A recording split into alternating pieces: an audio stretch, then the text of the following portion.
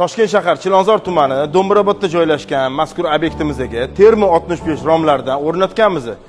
Birgalikda kirib obzorlarni qilamiz. Travertinlariga ham qaranglar, oq rang travertin bilan 306G ranglari qanaqa tushganini bitta ko'ringlar o'zingizlar uchun. Kiruvchi eshiklarga ham Termo 65 qo'yganmiz. Oldingi yil o'rnatilgan mana shu eshiklar, mana ligirovkalarni qilib berganmiz o'sha paytda. Ustalar ishlardi, travertin qilishdi, hamma ustalar ishlab chiqqandan keyin ham ishlashni ko'ringlar buni.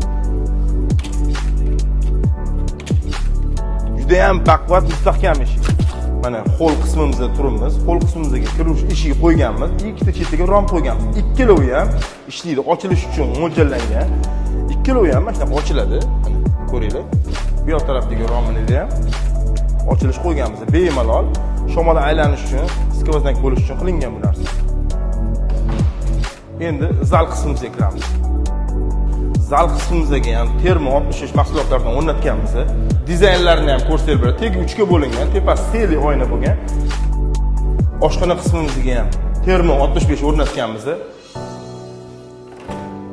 Ikkalovi ham oddiy ochiladi.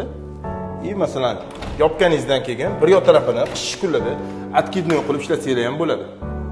Bu xonamiz, kattalarga o'toq xonasi. Bu xonamizga orqada отдельно chiqish uchun eshik qoldirganmiz. Bu ham Termo 65 dan o'rnatganmiz. Ikkinchi etaj chiqarish qismimizga ham yoriluvchi uchun ham, havo almashish uchun ham Termo 65 romlardan qo'yganmiz.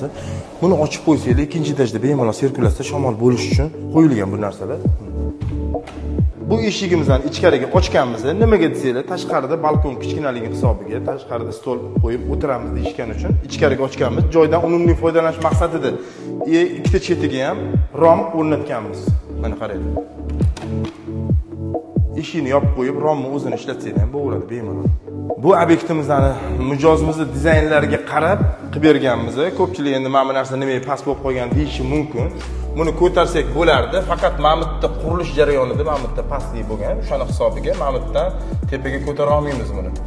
Shu joyga bitta maslahat deymiz ham, chunki biz rom sohasida bo'lganimiz uchun ko'p joyga borib rom o'rnatganimizdan keyin 1 yilmi, 2 yilmi bitgandan keyin boramiz. Ichini ochganimizdan keyin ma'mutlarga rastor to'lgan, iplar chang bo'ladi. Mana buni qaranglar, vobshe akkuratniy turibdi. Chunki bu xonadon egalari ham talabchan odam ekanlar. Salafan qilganlar, ichkaridan ham tashqaridan ham umuman ochilmagan mana shu mexanizmlari ham ko'proq ishlaydi. Umri uzoqroq bo'ladi. Shu narsaga e'tibor beringlar har doim. Mana shunaqa akkurat mana turishini qaranglar. 1,5 yildan oshgan mahsulot mana shu o'rnatganimiz.